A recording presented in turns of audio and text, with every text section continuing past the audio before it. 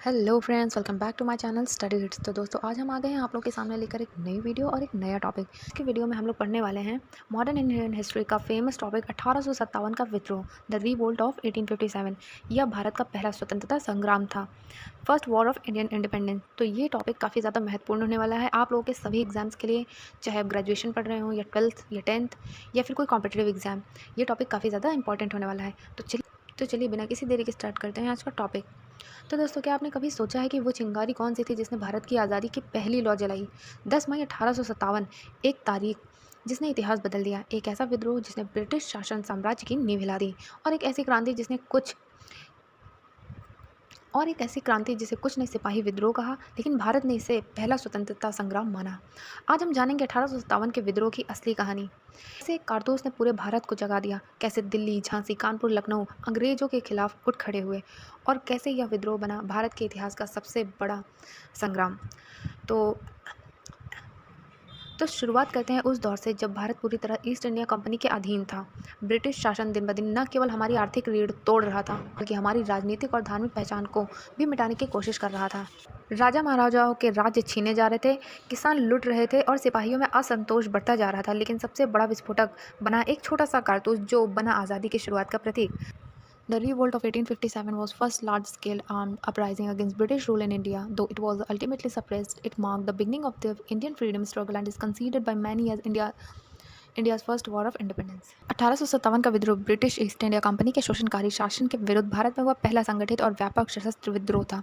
इसे भारतीय इतिहास में कई नामों से भी जाना जाता है। ब्रिटिश ने इसे सिपाही विद्रोह यानी सिपॉय मिटनी के नाम से जाना। भारतीय राष्ट्रवादियों द्वारा इसे भारत का पहला स्वतंत्रता संग्राम कहा गया। अन्य नाम इसे विद्रोह या फिर विद्रोह 1857 या फिर गदर कहा जाता है।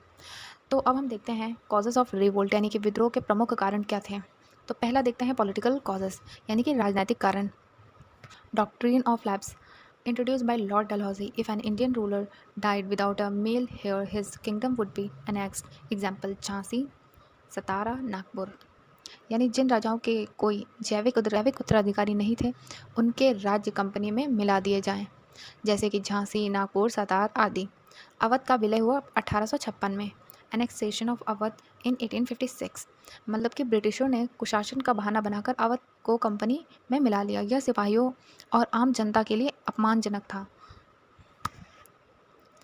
दूसरा कारण था आर्थिक कारण यानी इकोनॉमिक रीज़न। भारी लगान किसानों से वसूलना, किसान भुखमरी की स्थिति में पहुंच गए थे, यानी heavy land revenue and forced cultivation policies ruined farmers. पारंपरिक दस्तकारी और कुटीर उद्योगों को बर्बाद कर दिया गया। कारीगर और व्यापारियों में बेरोजगारी फैला दी गई। अंग्रेज़ों की आर्थिक नीतियों भारत को केवल कच्चे माल के स्रोत और तैयार माल के बाजार में बदल रही थी। तो ये कुछ आर्थिक कारण बने इस रिवोल्ट के। अब हम देखते हैं मिलिट्री कॉजेज़ यानी सैन्य कारण। सिपाहियों को वेतन और भत्तों पदोन्नति में भेदभाव का सामना करना पड़ा, यानी डिस्क्रिमिनेशन अगेंस्ट इंडियन सिपाही इन पे, promotion and service conditions. British officer look down upon Indian soldiers, यानी उच्च पदों पर अंग्रेजी अफसरों का होना, भारतीयों को नीचे के पद ही दिए जाना, ये काफ़ी प्रमुख कारण बना। दूर दराज के क्षेत्रों में सेवा बिना भत्ता के भेजा जाता था। Required to serve in foreign areas, violated religious belief for some Hindus.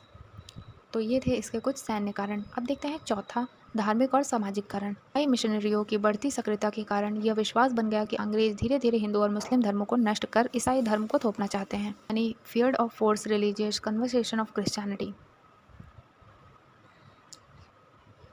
British reform like abolition of sati and child remarriage were seen by orthodox sensation. British reform like abolition of sati and child marriage were seen by orthodox section as an attack of Indian tradition.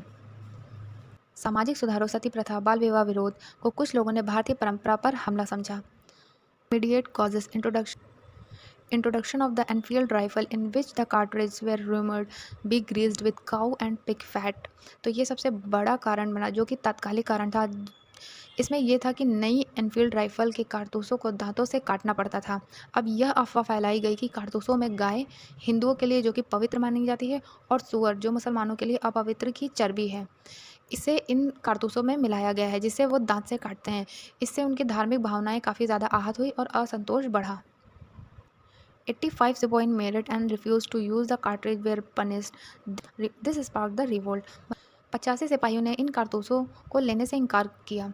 उन्हें दंडित किया गया ब्रिटिशों द्वारा, जिससे सिपाही काफ़ी ज़्यादा भड़क उठे और विद्रोह कर दिया। मेरठ से दिल्ली पहुंचकर उन्होंने बहादुर शाह जफ़र को भारत सम्राट घोषित किया। Outbreak and spread of revolt 10 मई 1857 को ये रिवोल्ट बिगिन हुआ था मेरठ में। Sepoys in Meerut rebelled and march to Delhi.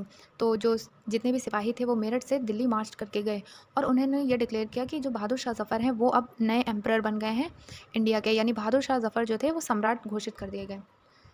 अब आप ये कुछ पिक्चर्स देख सकते हैं। ये 1857 के विद्रोह के प्रमुख लीडर्स जो रहे वो हैं। Major centres and leader of the revolt. अब हम लोग देखते हैं जो प्रमुख केंद्र और जो जहाँ से जिस शहर से नेता जो लड़े थे वो कौन थे। दिल्ली से अगर देखा जाए तो बहादुर शाह जफ़र, जिनको सम्राट बना दिया गया था। झांसी से जो विद्रोह शुरू किया वो रानी लक्ष्मीबाई, जिन्हें वीरता का प्रतीक माना जाता है। कानपुर से नाना साहेब तात्या तोपे, जिन्हें तात्या तोपे नाम से भी जाना जाता है। लखनऊ से बेगम हज़रत महल ने विद्रोह की शुरुआत की। बरेली से खान बहादुर खान ने शुरुआत की। फिरोज़ाबाद से मौलवी अहमदुल्ला शाह ने शुरुआत की और बिहार के जगदीशपुर से कुंवर सिंह ने शुरुआत की। तो विद्रोह हर जगह से धीरे धीरे शुरू हो गया था। वहीं से भारत का पहला स्वतंत्रता संग्राम भी शुरू हुआ, जिससे लोगों के अंदर ये भावना जगी कि हम भी ब्रिटिशर्स को भगा सकते हैं। अब ये विद्रोह भले ही असफल हुआ, लेकिन यहाँ से शुरुआत हो गई थी स्वतंत्रता की लड़ाई की। अब हम लोग देख लेते हैं विद्रोह की असफलता के कारण क्या रहे। Why the revolt was failed.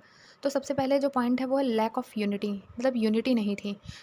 Not common plan और सेंट्रल लीडरशिप, मतलब कि कोई केंद्रीय संगठन या फिर कोई एकल नेतृत्व नहीं कर रहा था। आधुनिक हथियारों की कमी हुई। ब्रिटिशों के पास संगठित सेना और उन्नत हथियार थे। समर्थन की कमी, जैसे कि दक्षिण भारत और पंजाब बंगाल जैसे क्षेत्रों में विद्रोह अभी तक नहीं फैला था, तो वहाँ से समर्थन अभी तक नहीं मिला था। राजाओं की निष्क्रियता, देसी रजवाड़े अंग्रेजों के साथ ही रह रहे थे, जैसे सिंधिया, होलकर। ये कुछ कारण बने विद्रोह की असफलता के। अब हम देखते हैं suppression of revolt. Delhi recaptured by britisher in September 1857। अब इस लड़ाई के बाद जो लड़ाई मई में शुरू हुई थी, यहाँ पे ये हुआ कि सितंबर में दिल्ली को फिर से अंग्रेज़ों ने रिकैप्चर कर लिया। ब्रिटिश ने क्रूरता से विद्रोह को दबाया। दिल्ली सितंबर 1857 में अंग्रेज़ों के कब्ज़े में फिर से आ गई। रानी लक्ष्मीबाई, तात्या टोपे, कुंवर सिंह आदि वीरतापूर्वक लड़े, लेकिन वह पराजित हुए। Mid 1858 the revolt was completely suppressed. यहाँ से इस लड़ाई का दमन हो गया। अब हम देखते हैं consequences of revolt. End of the Mughal empire, यानी कि इस लड़ाई से मुगल एम्पायर का अंत हो गया। Bahadur Shah Zafar was exiled to Rangoon, यानी बर्मा। उन्हें गिरफ्तार कर बर्मा रंगून भेज दिया गया। मुगल शासन का अंत हो गया। End of East India Company rule. The East India Company was abolished in 1858। तो जो ईस्ट इंडिया कंपनी थी उसे समाप्त कर दिया गया। 1888 से भारत ब्रिटिश सम्राट के प्रत्यक्ष शासन में आ गया। इसे कहा गया ब्रिटिश राज, और यहीं से ब्रिटिश राज की शुरुआत हुई। Direct India came under direct control of British crown. Queen proclamation 1858 issued by Queen Victoria promised religious tolerance, assured that no more Indian state would be annexed, pledged equal treatment in government jobs through not followed in practice। यानी कि जो queen का proclamation हुआ उसमें कुछ घोषणाएं की गई, जिसमें बताया गया कि भारतीयों को धार्मिक स्वतंत्रता दी जाए, भूमि हड़पने की नीति बंद की जाए, भारतीयों को प्रशासन में अवसर दिए जाएंगे, परंतु व्यवहार में ऐसा नहीं हुआ। मतलब ये सारी चीज़ें लाई गई एक पॉलिसी में, बट ये सारी चीज़ें ब्रिटिशर्स ने इन्हें नहीं माना। अब यहाँ से क्या होता है, सेना का पुनर्गठन होता है, आर्मी रीऑर्गेनाइजेशन होता है। Increased ratio of British to Indian soldiers. भारतीय सिपाहियों की संख्या घटाई गई, ब्रिटिश सैनिकों की संख्या बढ़ाई गई। जो भारतीय सिपाही थे उन्हें ही ब्रिटिश सैनिक में शामिल कर लिया जाता था। पंजाब, गोरखा और पठानों को अधिक भर्ती किया जाने लगा। अब हम देखते हैं सिग्निफिकेंस ऑफ द रिवोल्ट, यानी विद्रोह का ऐतिहासिक महत्व क्या रहा। यह भारत में राष्ट्रीयता की पहली लहर थी। India's first collective attempt to end of colonial rule. यह असफल रहा, लेकिन इससे भारतीयों को यह विश्वास मिला कि ब्रिटिश शासन को चुनौती दी जा सकती है। यह आंदोलन आगामी स्वतंत्रता आंदोलनों की नींव बना, जो कि इसीलिए यह आंदोलन काफ़ी ज़्यादा महत्वपूर्ण भी माना जाता है। 1857 का विद्रोह केवल एक सैन्य विद्रोह ही नहीं था, बल्कि ब्रिटिश शासन के खिलाफ जनता की सामूहिक पीड़ा, असंतोष और संघर्ष का प्रतीक था। इसने भारत को राष्ट्रवादी चेतना की ओर प्रेरित किया, जो अंततः 1947 की स्वतंत्रता की ओर बढ़ा। यह था 1857 के विद्रोह की कहानी। दोस्तों, अगर आप लोगों को ये वीडियो पसंद आई तो वीडियो को लाइक करिएगा और चैनल को सब्सक्राइब करना मत भूलिएगा। मिलते हैं ऐसे नेक्स्ट वीडियो में। Thank you.